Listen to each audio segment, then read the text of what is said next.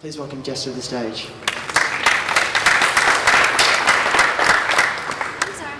Thanks, Omar. I'm pretty loud anyway, but no, that helps. Okay, so I'm gonna need to take a photo for Instagram because I'm quite addicted to it. So everyone just squeeze in a little bit. Okay. It's a bit bright in here. Oh, no, that's not gonna work. I promise not to use up my whole 5 minutes Instagramming. But thank you, you look great.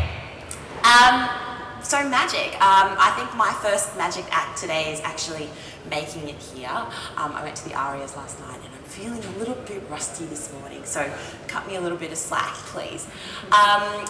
So as Omar said, my role at the moment is as the Festival Director of Vivid Ideas.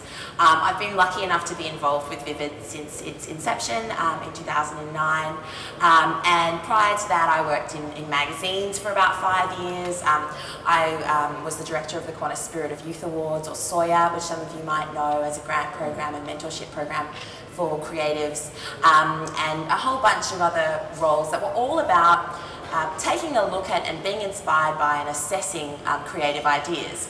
So the angle that I'm kind of taking this morning is about what is that X factor, that kind of magic element, that thing that leaps out at you when you're pitched an idea that makes you think this is something that's going to last, this is something that's going to work. So I guess I'm talking about magic from the receiving end and how you can identify those elements that are going to make your project or your business strike someone as being magical. I'm in that fantastic phase of my year at the moment where I just go out and have coffee with hundreds of people. And as you can probably tell, I don't really need that much caffeine. So you don't want to have a meeting with me at 5 o'clock on a Friday afternoon. That's probably all I'd say. But the exciting thing about that is that I'm hearing about a lot of new ideas all the time. I'm meeting people who are really passionate about what they do, who are good storytellers in a lot of cases, and in a lot of cases who have fantastic stories to tell. But what differentiates someone with a great idea and someone with either a startup or a product or business or an event that's really going to take off? And so I've identified a couple of things that I think it is hard to quantify that unquantifiable magic, but there are a few things that I think are common to many of these ideas. The first thing I would say is that magic is really simple. We hear about things going viral. I think the strongest, most resilient organisms are single-celled organisms.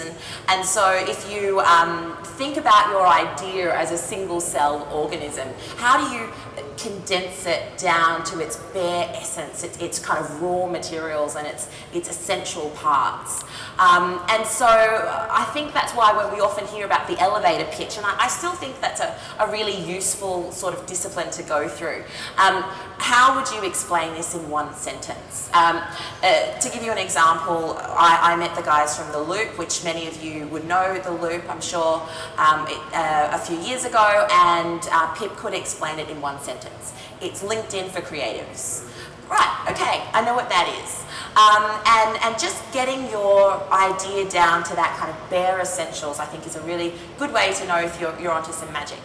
That leads me to a second point. I think magic is often a mashup or a hybrid of a few different things. Just like The Loop is LinkedIn for creatives, another great idea, a company that's in the Vibewire Enterprise Hub at the moment, is Andible. Andible is Etsy for people with a social conscience. It's two communities, it's two ideas that are brought together. We often try and strive to find the most original idea in the book. What you need to find, I think, is the two ideas that are hovering around each other but haven't quite connected. And that can often lead to that kind of magic spark.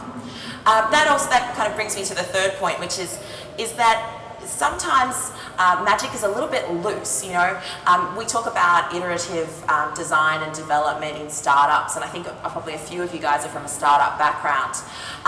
It's good to know sort of what your intention is, I think, and what is essentially interesting and special about your idea, but keep it loose, allow it to develop, allow it to evolve. To use The Loop as an example, that started out as something that was a portfolio site and has now turned into much more of a communications platform for creatives.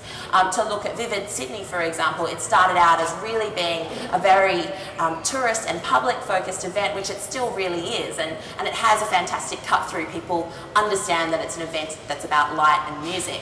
But over the past few years, the ideas component, which is the bit that I curate, has slowly grown because the team behind it recognised that you have to be flexible and you have to allow the audience to dictate what's successful and what they want. Which brings me to my fourth point, audience. You're creating something for someone. And I think one thing that defines a couple of the startups that I've seen and the businesses that really work is that consciousness about who your audience is and what problem you're solving for them. I think magic always needs an audience, and so it's a really good idea to put yourself in the user's position, not necessarily through going through a user experience flowchart, but what's going to make me want to check this when I wake up and I haven't even put my glasses on yet and I roll over? You know, what is it that makes me check that thing first? Think about the audience perspective. And then I guess my last point is that magic is really contagious. You know, going back to that kind of viral analogy, it's something that you have to get excited about in order to share. It's, I guess I would say, rather than a virus, it's a communicable disease. And the essential point there is the communication word. A lot of the people who are really passionate startup founders or product launchers or publishers or film producers who I've met are very good at communicating their idea, and they're also not bashful about it. I think one thing that we really struggle with in Australia and in Sydney is we are so apologetic about having great ideas. I mean, get over it, you know. Basically embrace the passion behind what you do and try and impart some of that enthusiasm so that your audience, your backers, the media, other people can become your allies, can get behind you, can help you tell the story of what you do. So I think it's time to put an end to being bashful, apologetic and understated. I think it's time to start spreading some communicable magic. And you know, and you guys are really doing the last point here. You know, you're actually getting out there and you're meeting people. I mean, that was one that I didn't have on my list. But one of the things that I think leads to magic is people meeting people, you know. These accidental, serendipitous moments where you talk to someone at the coffee table or take the last croissant out of someone's hand, you know, those are the moments where you actually meet the people that can become your collaborators, your supporters, your audience. So when you go to an event, please talk to somebody and try and infect them with a little bit of your magic too. Thank you.